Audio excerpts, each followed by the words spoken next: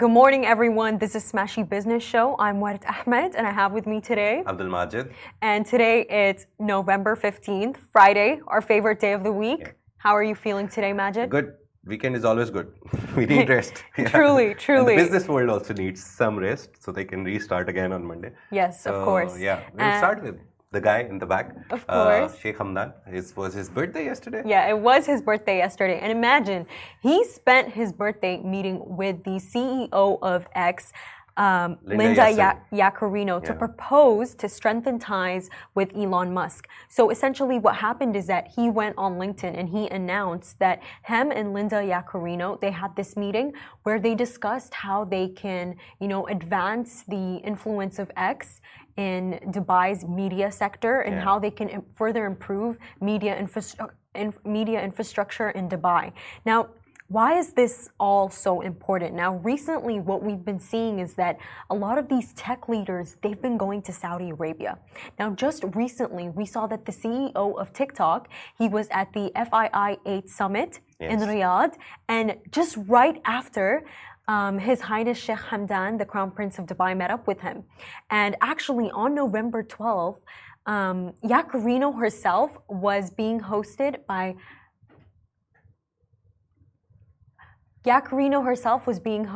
by Prince Walid bin Talal. Yeah. And we saw that right after, His Highness Sheikh Hamdan also had a meeting with her. So what we're seeing here, very interestingly, is that, Dubai, the UAE, it's very aware of the influence that Saudi Arabia has because, of course, for companies to actually set up their regional offices in Saudi Arabia, there's this mandatory requirement for them to set up a regional headquarter in the country to actually even get government contracts. And so Dubai, the UAE, they're seeing this, and this just really does add an entire competitive edge to the entire story. It's everyone knew that UAE, Dubai, Abu Dhabi, they've hosted the biggest companies in the region for a lot of years, and Saudi Arabia, obviously, they want their supremacy in all of this now because again, Saudi Vision 2030, diversification away from oil. So this rule that they applied that you have to set up a regional headquarter in their country to get the government contracts for Saudi Arabian things. And a lot of things are happening in Saudi Arabia. PIF is doing a lot of stuff. NEOM, the biggest construction, entertainment, everything project is being built there. So if you want any contract which is NEOM related, you have to open an office in Saudi Arabia. So some companies have the funds that they can set up maintain their office in Dubai or Abu Dhabi or in the region and then open another office in Saudi Arabia. But some people don't. So they're moving away from other countries, MENA region countries, and UAE is one of the biggest affectees of all of this. Some of the companies, they are preferring to open their even first office in Saudi Arabia now. So a lot of big investment companies, they're moving to the Middle East now because of the big sovereign wealth fund and millions and billions of dollars that are available. So because of that, they would always choose UAE, Dubai, Abu Dhabi, sometimes Sharjah as well. They would always choose this place because it was such a nice business hub. But now, if they want entry into the Middle East market, they're preferring Saudi Arabia, and that is because they want their piece of cake or their slice of the NEOM project, which again $1 trillion project. And because of that, a lot of money is flowing in and out of Saudi Arabia. So that's the whole case scenario, basically. The Saudi Arabia, to become a dominant force, they've introduced this law. But the good thing is, it's not just that they're nearly forcing people to come in. They have also rewritten their company law, which says that whenever you come to now Saudi Arabia, a lot of people had complaints about the bureaucratic system, the paperwork that had to go through it. So the next story that we're doing about Lulu will also talk about how much the paperwork there is. But yes, because of that change in the company's law and establishing an office in the UAE, they've made it easier. So they're telling people to come set up office, they're making it easier. obviously people are now choosing Saudi Arabia. And again, Riyadh Expo, I usually forget to mention it, but Riyadh Expo is one of the biggest reasons that people are going there, because we remember when Expo 2020 was announced in Dubai, a lot of businesses, a lot of money flew into Dubai because of that. A lot of job opportunities were created, a lot of things happened. The metro actually started building from Jebel Ali towards Expo.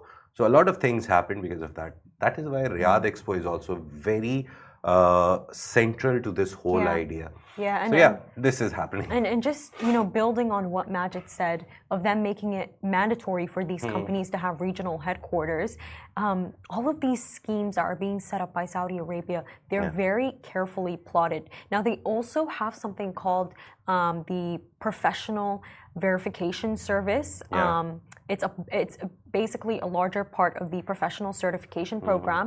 And what it is that even for the expats who are coming to Saudi Arabia, there is an entire program that is set up for the Saudi Arabian ministry to actually certify that they have qualifications. So everyone who is coming to Saudi Arabia, you have to certify yourself. You have to prove yourself. It's not something that you're just easily handed. And I think that this is so smart because of the fact that it almost adds this sense of exclusivity to living in Saudi Arabia and growing your business there. So we're seeing that all these plans, there's this very diligent touch to them. That's carefully plotted. Just ending on the note, yesterday we did a story. If you haven't seen it, go to Smashy Crypto. We have a channel specially dedicated to Smashy cryptocurrencies and all the world of the crypto world, basically the blockchain world. So you can go visit it, Smashy Crypto, on Instagram and everywhere else. So we did a story that Saudi Arabia has more adoption rate for crypto as compared to UAE. But the caveat is, the idea is that UAE still has regulations for crypto. In Saudi Arabia, opening an exchange and doing crypto trading is still banned. But still, they're seeing that the newer generation of Saudi Arabia is doing more, is getting access to more crypto assets. They're buying more crypto. They're going towards that. So sooner or later, we will see maybe Saudi Arabia goes towards that way of regulating it and not like completely banning it. But UAE has an edge that they already have a very well set regulated environment for all the virtual assets. It's not just cryptocurrencies, there's a lot of things, NFTs, tokens, it's a whole economy, the token economy that we call it. So it's a very, very nice race between these two countries, and it's not like someone is pulling the other one down. It's just each of them is making each other better. That's the good constructive thing about this race between Saudi and UAE. No one is going down. Everyone is getting better. A constructive, competitive race. Yeah. I've never heard of that one, but I Just like it. came up with it. I like the sound of it. Yeah. So let's move on to the main stories now. And Lulu, the IPO that was the biggest IPO in the UAE this year across all exchanges like Dubai Financial Market, Abu Dhabi Securities Exchange, ADX and DFM. This was the biggest IPO that was floated. 25% of the company went public. Then they added 5% increase. They floated 30% of the market. That remaining 5% were bought already by someone. So 25% of the company went to the market, went public. 2.04 was the price range at which all the shares were bought, and the range was between 1.8 and 2.1. So it was bought at a very high range by the people who invested in it. Now what happened is that they debuted on the ADX yesterday. Trading actually started yesterday on Thursday. So the whole bell thing, the whole ritual that goes into announcing the IPO and the trading part, that happened, but it fell flat. The interesting part was Lulu, which was so hyped up that it will open and it will make records and break records and do whatnot. It fell flat and it closed at the same price at which it opened. So 2.04 was the opening price and it closed at 2.04 dirhams per share. And during the intraday trading throughout the day, it went to a very low of 1.9 or 1.8 something. So it was very fascinating to see that the biggest IPO, which was oversubscribed 25 times. Like for example, if you had 100 shares, 2,500 people subscribed to it. So it was so much oversubscribed.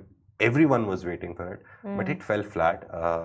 Not to worry, to be honest, for the people who've invested, because I was reading that the idea behind it is that it's sort of a market correction. For example, I'll give you another example of another industry. For example, real estate prices, they keep rising. Yeah. And then we say that market will make a correction. So the prices will come to the original value. So it was so much oversubscribed that it was sold at a very high price range. So now within the next week, next 3-4 days, or within the month, we'll see a very good price for it, which will be between the range which was initially offered. So it won't go above and beyond. The market thinks, according to expert, the market thinks that there will be correction.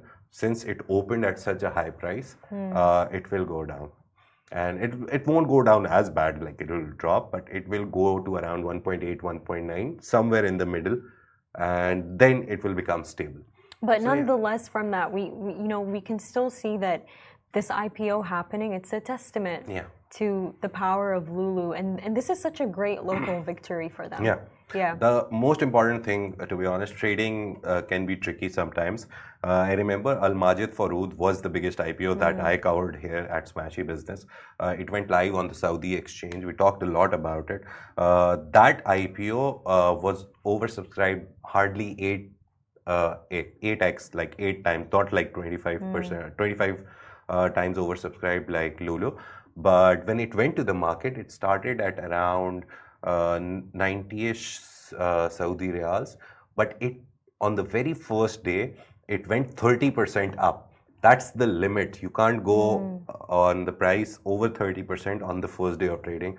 So it went up to 120. The next day, day 2, it went up to 130 plus. So the first 3 days, when stock goes to the stock market, you have a range. You have a limit of 30%. The price can't go more than 30% up. So it went all 3 days, it went up till 30%. So it started with 90, it went up to 125 something, went up to 130 something, went up to 150, and still trading around 140, 150-ish. I can just quickly check for you, Al Majid Farood share price.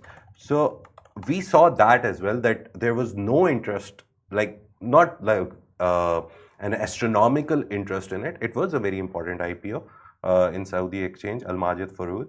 But it was not like oversubscribed so much like Lulu. There wasn't too much hype around it internationally, but it went very on board. It went up and above. So hype doesn't always work. Yeah, so hype doesn't work. The good thing about hype is that Lulu got a lot of money out of it. They got nearly 1.7 billion out of it, which is like 6.7 or 8 billion dirhams. So that's the good part. And now they have a plan. They've announced a plan that they're opening 15 new stores in the UAE this year, by the end of this year, which is like hardly 1.5 months. And next year they're planning 18 more stores. So they've taken the money, thankfully, and they're using it to expand within UAE and Saudi Arabia. So yeah, that's the story of Lulu. Today, obviously it's the second day. We'll see more of what happens to Lulu, and we'll tell you on Monday about how the first 2-3 days went for Lulu. Obviously, Saturday and Sunday the market is closed, but Monday would be the third day. But today's trading will set a nominal price for it. Again, opened at a very high rate. It had to like stay stable. So it's a victory for them that they didn't close on a lower level. They opened at 2.04 and closed at 2.04. So sort of a victory for them. Yeah. One more thing. Sorry. Last number. It was the highest traded stock on day 1 as well. So yesterday it was the highest traded stock, and 248 million shares were exchanged.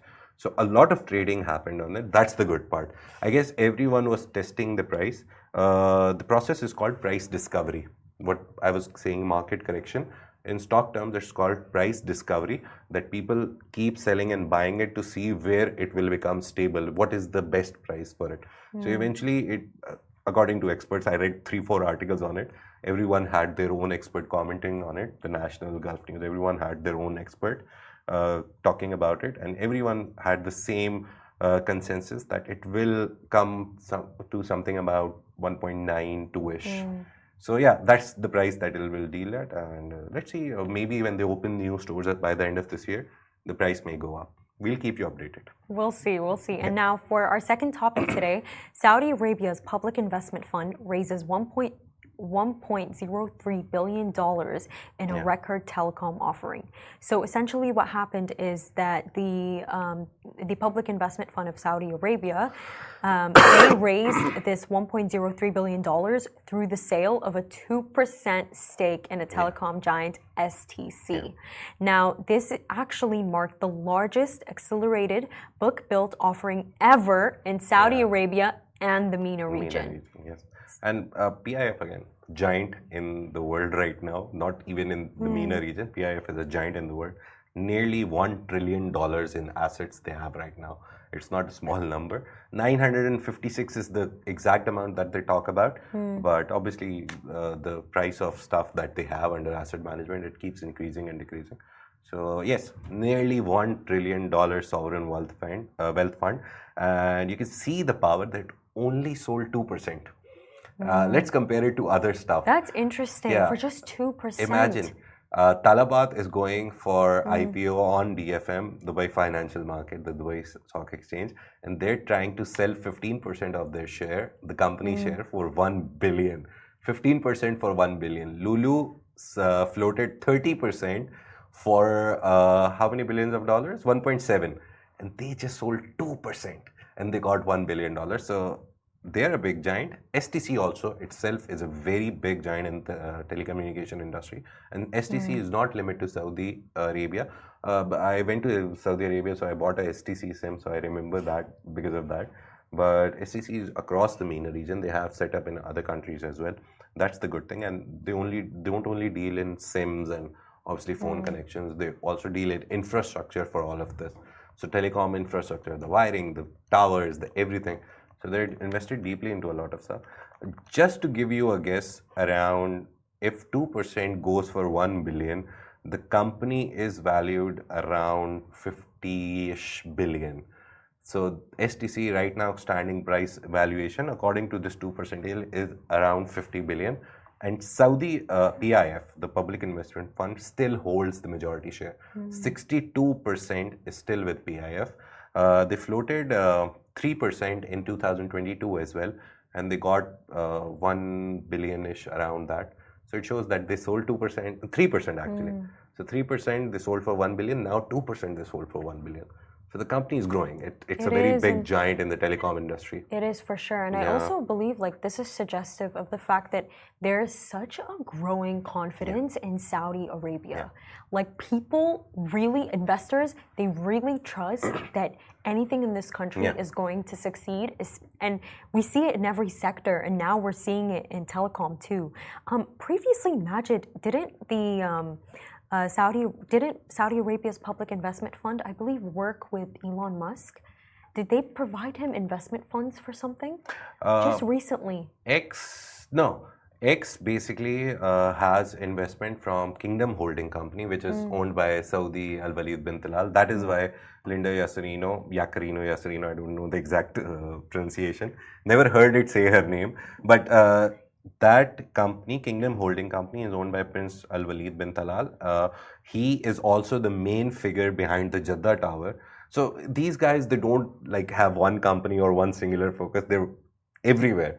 So X had interest. They bought something when Twitter was Twitter. And then in 2015, they increased their share in X, which was Twitter back then. And now XAI, which is the AI startup which is trying to rival OpenAI, the ChatGPT people, they wanted some investment. And I remember Al Walid bin Talal tweeted that a combined value of $3 billion has been invested by Kingdom Holding Company in X and XAI. So both of them combined, Kingdom Holding Company has invested nearly $3 billion in them. So yeah, they have their stake in them. Directly, indirectly, it's a Saudi company, obviously. Kingdom Holding Company is one of the oldest companies. And it's not just, again, investing into stuff. They also own a lot of assets, real estate, everything. They literally own everything. So yeah, that's the stake. PIF, If there is, I don't remember, I'm sorry, but PIF otherwise has like 1 million things they've invested in, and telecom, tech, fintech, all of these are their preference right now. Because even if you see the global numbers, I remember the biggest this year, the biggest funding towards any like tech sector was fintech throughout the world. So fintech is the biggest giant globally right now in terms of investment. So I guess nearly 40% of the global investment, these VC funds, angel investors, these sovereign wealth funds, they've invested nearly 40% of the total till now, like 10 months, in fintech. Everyone is talking about fintech right now. It's the biggest giant right now. Of course, for sure. And one of our favorite topics, startups. Just speaking of it, Dubai-based chatbots startup Popcorn AI raises $500,000 in a pre-seed funding. Now, where did this funding come from? This funding came from Spring Studios Fund, Salissa Investments, Al Waha Fund of Funds, and angel investors from Saudi Arabia. Now, I find this specifically so interesting because, as Majid said, this is a constructive race. It's a constructive race, and we're seeing that Saudi Arabia, it's constantly working with Dubai, and we specifically see it through the startup over here. But you know, Majid, just on the subject of startups in general, what do you think actually makes these startups turn into like mega companies? I always think about this. See, for Popcorn AI, if we talk about it, how it can become the biggest, I was reading about it, what it does. It basically, in a very nutshell kind of definition, it makes chatbots. So you go to a website now, before you didn't, but now if you go to a website, you'll always see something pop up from the right-hand corner, or you'll see a picture of a AI guy and you click on it and you can just write something and they'll reply to you, or sometimes give you options. Oh, are you talking about this, this? And eventually you can have a chat. So that reduces the number of humans you need in the backend. Because I don't know if you know about the call center culture, which was like here 10, 15 years ago. It started with India. The American companies would have their outsourced call center agents in India, in Pakistan, in Bangladesh, in all these countries, because they were cheaper. They could hire 10 call center agents for the same price they could hire one in America. So they were selling everything, duct cleaning. iPhone only came with AT&T connection. There was no other connection that you could put in your iPhone, the initial iPhones 1, 2, and 3. So that came, they were selling that. They were selling literally everything, inbound and outbound. So calls coming for help, like if I bought a washing machine from Samsung or some company which is in US, I bought a machine and it's not working or something happens. I call the call center and it's directed to an Indian guy who will be like, hello, I'm Michael from this company. So yeah, I've seen the call centers in Pakistan a lot. A lot of my friends run them. So I've been there and they have like pseudo names. It's a very funny thing. There's like stand-ups about it. There's like references to it in modern and old shows about how a call center guy is an Indian guy or a Pakistani guy, and they have a fake accent, and they always talk to you like they're sitting right next in your state in the US. So yeah, that idea mainly is now being used with chatbots. So it's somehow turned into that, you go to a website, you don't need a human sitting behind and typing everything. You'll have a chatbot who understands all the questions that you can ask and has the answers for all the questions. I hate chatbots. They will become better, to be honest. Really I'll give you an example. I don't feel heard when I use them. Right now, obviously, see, the very first time actually I saw a chatbot, the first time I saw a chatbot was like 6, 7 years ago, which I actually interacted with.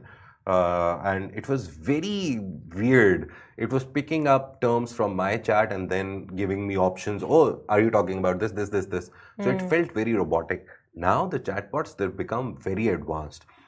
This Popcorn, just to give an example, they did a 400,000 sale. Their AI chatbot, just to tell you, did a $400,000 real estate transaction, only chatbot based.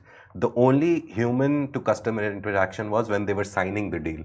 So from start till end, the whole conversation between the client and the company was handled by the chatbot. So $400,000 for one deal, that's a good sign. I remember there's also one company in the UAE. Forgot their name again.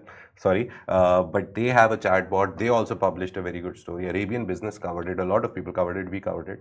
That this chatbot made a $1.5 million transaction.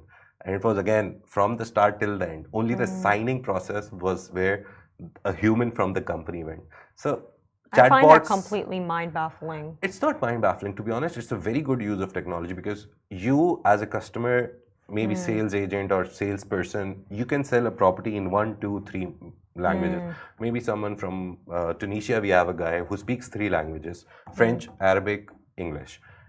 He can deal with 3 kinds of clients in 3 languages. A chatbot has like unlimited memory, unlimited languages.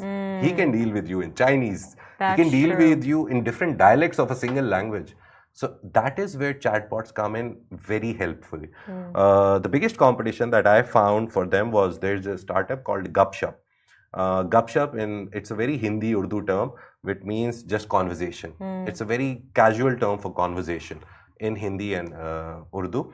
So Gupshup.com, it actually deals with some of the biggest clients in the world. I'll tell you the names. So yeah, Popcorn AI, this guy, very good startup, got funding. It's a pre-seed funding, so he hasn't actually gotten into like big clients. He has some clients right now. I saw it on LinkedIn or somewhere that he is in talks with Amazon or Noon in the region, and they have implemented his chatbot for trial purposes. But Gupshup is like one of the biggest clients that I saw while researching for it. They have everyone using their chatbots. Let me open their website and I'll read the names of. But we talk about anything, any brand, they have it. MPL, Citibank, Netflix, Flipkart in India. Flipkart is like the Noon of India. Myntra.com, again in Indian, very big Indian. Unilever is their client. So these guys, these chatbots are very helpful. Again, they're very helpful, but now I know why. Very cost efficient. For sure, but now I know why Elon Musk said that there's a 10 to 20% chance that AI goes bad. Why? Because think about it like this. If they're closing deals now, Majid, they're closing jobs. That's what they're going to do. They're going to close people's jobs. Because if you can carry out such an articulate, important transaction that involves such a large amount of money, then why do you need human beings? Yeah. Good point. You need human beings in some things. As I always say, the creative work, the human work that actually involves a human, you'll always need humans for that. There will always be a need for human creativity, the brain function that a human has, an AI can never have. But I don't think it's a bad thing. Let's just use technology to become better humans, I guess. That's the main idea, which I think AI brings with it. I agree with you. Do you think Gen Z believes in this? I've heard Gen Z has started removing the phones, smartphones, and they've started using. There was actually a report. To be honest with you, Majid, I'm more of hang on the paranoid side. I'm one of those people. Like even when I'm on a call, is someone listening? When I'm on my laptop, is someone watching? So I believe AI. It's a really good tool. But I would never necessarily rely on it completely. You can't.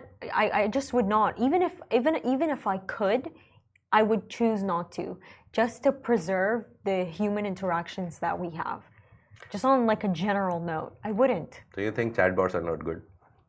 No, I think they're good. I think they're useful. I think they work, especially if the system in itself it has many different like keywords that would generate the bot. Because there are some chatbots, they're not good because of the fact that you have to say specific keywords for it to lead you to the right answer. I think they're pretty good. Like for example, the bank that I use Adib, and for their WhatsApp, it's a chatbot. Yeah. And I love it. Like sometimes when their app like goes through a lag or like it's updating and I need to transfer money, I just go to the WhatsApp channel and the chatbot is so quick. It works like speed. However, I noticed something when I have like specific issues with the bank, I'm like, hey, I need to speak to an agent. And then they also have agents. So I think that's like smart use of like, they have the chatbots, but if the issue goes beyond and it's an issue that needs like a back and forth debate, with customer service, they bring in the agent. So I think that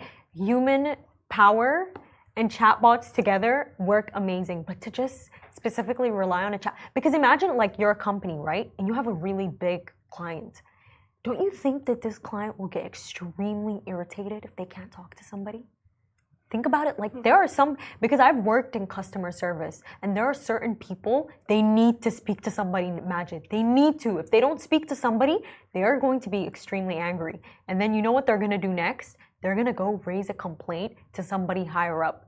And then you as a company, you're facing complaints from higher up, and that's even a worst case scenario. So yes, chatbots are amazing. They save people time, they save people money, but think like from the company's perspective, because I've, in my time in customer service, I have come across very difficult customers. And the only solution for them, even if the chatbot in itself, whatever it is giving them a certain answer, no, they want to see somebody. They want to feel validated, you know? Like because in customer service, they should feel validated because a customer always comes first in customer service, but they want to hear somebody say, you know what, you're right, we made a mistake here, we're going to make it up to you. And that's not something a chatbot can always do. What is the median age of these people from your experience? Like, were they old? Were they millennials my age? Were they young? Like, was there a difference of behavior between them? Customer service? Let me think about this. To be honest, older people, they're still very reluctant with technology. To be honest with you, can I say something, Majid? It was always the customers who were extremely nice that would suddenly switch up. It was always them. The ones who came in being completely difficult, you know, they're having a bad day. The more I interacted with them, they became nicer, came out happy. But the ones who come in happy, sometimes I'm a bit afraid of them. You never know, to be honest with you. It's actually unpredictable. It's very unpredictable. Even like cultural differences, age differences with customer service, you never know who's going to be a difficult customer. But to be honest with you, I think I had a really good radar for predicting it. You know, I could tell from the second they walked in. I could tell from their face. I knew who was going to be difficult. And you know what I would do? I would just slightly walk away. Let someone else handle it. I'd let somebody else handle it. I'd take the other customer. And you know what, Majid? It was just something in my head. I'm like, their face, something is going to go wrong here. I just feel it. It's an energy, even if they're smiling. And you know what would happen? I would see the difficult encounter happen right before my eyes. And I would stand there and be like, wow, I dodged a bullet today. But yeah, with that... So you have a good sixth sense, right? I do. No, because I don't like dealing with difficult customers. Why? I think if I was in customer, I would deal with the most difficult one. Why? And just to upskill myself. But see, learn the thing how is, to beat them at their game. But the thing is that I dealt with them, and a lot of the times their requests they're not things that I can do for them. Oh. Does that make sense? They're always looking to speak to the highest of highs in the company. Does that make sense? Exactly. I know that will happen, and it's not always for me. Do you know what I mean? But it is a really good thing to have patience with people. Oh. Like how a person interacts with a difficult customer, by the way, determines completely who they are. It does. Because like, for example, the company that I used to work for, it was Lush. And at Lush, the customer comes first. This is not a paid promotion. It's not a paid promotion. But at Lush, the customer comes first. And at first, to be honest with you, I questioned this concept when I first joined. I was like, but what if they're wrong? Yeah. But then as I worked more and more with them, I realized that because of the fact that I'm hired for a specific service, the customer is always first. Even if I don't necessarily agree with something that they want, they come first because I'm there to service them. So even if they feel a certain way, I always need to find a solution for them. And there's always a solution, by the way. Do you agree with that? Customer is always right, like 100% of the time. To be honest with you, they are always right. They are always right because you're hired for a specific job. It's to make them happy. Oh. Does that make... You are, because what are you there for then? You know what I mean? Like, because we're seeing nowadays, because of technology, you can like self-serve, right? You can self... If you're there to make that person happy. Mm-hmm. When they come out of the store, they need to come out with a memorable experience. If you didn't do that, you're not doing your job well. Oh. That's just my belief. That's my belief with customer service. Maybe it's too much, but they are always right. Because when they come in, you as a sales associate, you're there to determine their needs, and you need to make sure these needs are met. If they're not met, what are you doing? Yeah. Do you agree with that? Do you think that the customer is if always you're hired right? to make them happy, like that's the primary JD, yes. But if your JD is to like handle them, not always make them happy, but at least listen to them and try to solve the problem, then like solution based. But yeah, if you're there to make them happy, say yes to everything, then that's your job. But that What happy can you in do? itself, it's solution based. Oh, yeah. Because there's always a solution, by the way. There always is. What's the best, like most common complaint? I want to return this. Most common complaint. To be honest, I actually have to think about this. Common complaint. Something going wrong with their skin. They were allergic. Using the product. Yeah, they were allergic to it. And you had it written on the product? And yes, by the way, Lush, all of their ingredients, they're presented to you. You see every ingredient going into the product.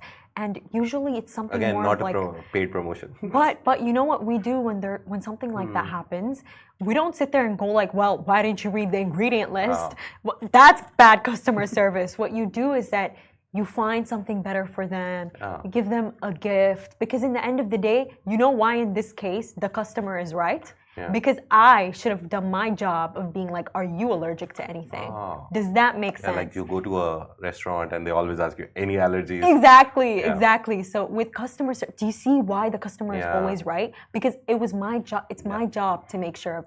I'm not even working the job right now, but no, I loved it. I loved sales. But with that being said, thank you so much for watching, everyone. This is Smashy Business Show, a Smashy Business production, a part of the Augustus Media Podcast Network. We have a newsletter on Beehive. We are on Instagram, X, LinkedIn. Please tune in and have a lovely, lovely weekend. Thank you so much for listening. Bye-bye.